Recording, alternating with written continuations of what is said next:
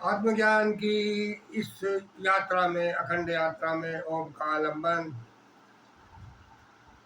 ओम का गुंजन, अंतस्करण की शुद्धि और इस शुद्धि के बाद आत्मा का अनुभव, विशुद्ध बोध का अनुभव, इसी के लिए ये अपने आत्मा की यात्रा के एपिसोड निकल रहे हैं। और जो भी इसके जिज्ञासु हैं, इच्छुक हैं, जिनको जिज्ञासा है, जिनको सत्य को उपलब्ध होना है, परमात्मा को उपलब्ध होना है, वो इस यात्रा में शामिल हो और अंतस्करण की शुद्धि के लिए परमात्मा का, ओम का या अन्य जो भी मंत्र आपको अनुकूल पड़े उसकी उसकी साधना, और उसकी साधना के बाद अंतस्करण की मूल शुद्धि। और इसी प्रकार से इसी यात्रा में अष्टावक्र का कुछ विषय, अष्टावक्र की कुछ बातें जो विदेहराज के लिए वो बताते रहे। और विदेहराज को जब सारी बातें बताने के बाद अष्टावक्र ने फिर जब विदेहराज को जो अनुभव हुआ, अपने स्वयं आत्मा का बोध हुआ समाधिस्थ अवस्था में, उसी समझदार समाधिस्थ अवस्था में फिर विदेहराज बातें बता रहे हैं अष्टावक्र के लिए कि जो उन्हें बोध हुआ, जैसा जैसा उन्हें बोध हुआ, जैसा जैसा उन्हें अनुभव हुआ। और इसी अनुभव में वो फिर आगे बताते हैं कि ज्ञान के ज्ञाता ये यथार्थ नहीं है, ये अज्ञान की एक अवस्था है, ये अज्ञान की एक अवस्था है। इस अज्ञान की अवस्था का कोई औचित्य नहीं, क्योंकि मैं तो पूर्ण ब्रह्म हूँ, मैं तो पूर्ण शुद्ध चैतन्य हूँ, मुझे इससे कोई सरोकार नहीं, मेरा इससे कोई सरोकार नहीं। ज्ञान ये ज्ञाता ये यथार्थ नहीं है, ये तो एक बस अज्ञान से भाषित हुई अवस्था है।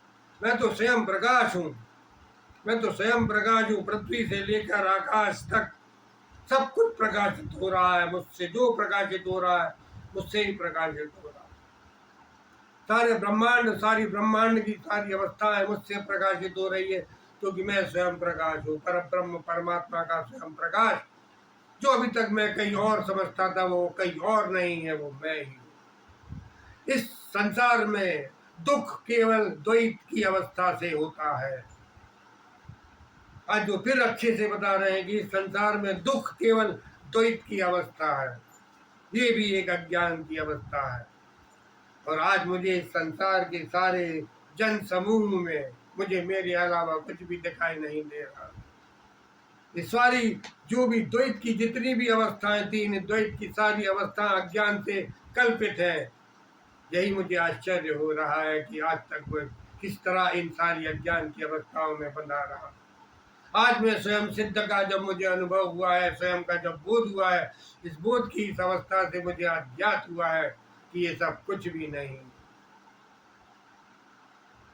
अद्वैत की जो परम अवस्था है, वो सिद्ध बोध, विशुद्ध बोध की जो अवस्था है, वही सर्वोत्तम है और वही, उसके अलावा दूसरा कुछ भी नहीं। इतना बड़ा जन समूह, जन सैलाब, लेकिन इसमें मुझे कहीं द्वैत नहीं दिखाई दिया, कहीं द्वैत नहीं है। यह भी एक भाषित अवस्था थी मेरे अज्ञान की। आज मुझे जब अनुभव हुआ है स्वयं सिद्ध का, स्वयं प्रकाश का, तब मुझे समझ आया है कि ये द्वैत दुनिया में है ही नहीं, ये केवल अज्ञान है, केवल अज्ञान और अहंकार से उपजी हुई अवस्था है वो द्वैत की। परमात्मा तो केवल शुद्ध विशुद्ध बोध है और वो अद्वैत अवस्था है। आज तक मैं खुद आश्चर्य कर रहा हूं कि इतना सब होते हुए भी मैं किस तरह संसार में फंसा रहा और मेरी जीवेशना बनी रही। यही मेरा बंध है केवल, कि मेरी जीने की इच्छा बनी रही। मैं तो अद्वैत हूँ, मैं तो अद्वैत हूँ, स्वयं प्रकाश हूँ। और इस स्वयं प्रकाश में मैं किस तरह इस संसार से इच्छा करता रहा, संसार में इच्छा करता रहा जीने की। बस यही मेरा बंध है। सिद्ध अवस्था को, विशुद्ध बोध के लिए न स्वर्ग है, नरक है, न किसी प्रकार का भय है, न लोभ है, न लालच है। ये केवल मन की भाषित अवस्था है, अज्ञान की अवस्था। ये केवल अज्ञान की अवस्था से उत्पन्न हुई अवस्थाएं हैं, क्योंकि स्वयं प्रकाश के लिए ना तो कोई बंधन है, ना तो कोई उसका ना बंध है, ना मोक्ष है। वो तो परम सदा सदा से वो मोक्ष की अवस्था में रहा है, अलग से कोई मोक्ष नहीं है। वो तो मोक्ष ही है, लेकिन अज्ञान की इस अवस्था से मैं बना रहा। और इस तरह, क्योंकि मैं शरीर ना, मैं शरीर हूं ना मेरा शरीर है, ना मैं देह हूं ना मेरा देह है, मैं तो स्वयं प्रकाश। और इस स्वयं प्रकाश की अवस्था में मैं अपने आप के लिए देह मानता रहा। इस बात का मुझे आश्चर्य हो रहा। आज मुझे नमस्कार है, आज वो विदेहराज अपने आप को बार बार नमस्कार कर रहा है कि मुझे नमस्कार है कि मेरी इतनी ऊंची अवस्था होने के बाद भी मैं इस अज्ञान की अवस्था में भटकता रहा। मैं तो विशुद्ध बोध की अवस्था है मेरी तो सागर की अवस्था है, फिर मैं लहर में अटका रहा। मेरी तो सोने की अवस्था है और मैं आभूषणों में लटका रहा। आज मुझे समझ में लगा है कि सोना सर्वोत्तम है, या विशुद्ध बोध या सागर सर्वोत्तम है। ना लहर का कोई अपना वजूद है, और ना आभूषणों का कोई अपना वजूद है। ये आभूषण ये लहर सब लय हो जाती है। आभूषण सोने में लय हो जाता है, लहर सागर में लय हो जाती है, और मैं वो विशुद्ध बोध की परम अवस्था हूँ। ये मुझसे ही उत्पन्न हुआ ये सारा संसार, ये सारा ब्रह्मांड, ये विश्व आत्मा, ये मुझसे ही उत्पन्न हुआ है और एक दिन मुझ में ही लय हो जाएगा। ये मेरी विशुद्ध बोध की वो परम अवस्था है कि मुझसे ही उत्पन्न हुआ ये संसार, ये विश्व एक दिन मुझ में ही लय हो जाएगा, और मैं उसका साक्षी रहूंगा, दृष्टा रहूंगा।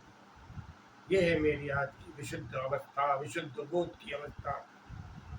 और इसी विशुद्ध बोध की अवस्था को आज मैं उपलब्ध हो गया हूँ अष्टावक्र जी के अनुग्रह से, अष्टावक्र जी के आशीर्वाद। ये मेरी परम अवस्था है। बंध तो मेरा केवल इतना रहा है कि मैं इस उपलब्धि के लिए समाधि और अनुष्ठान के पीछे लगा रहा।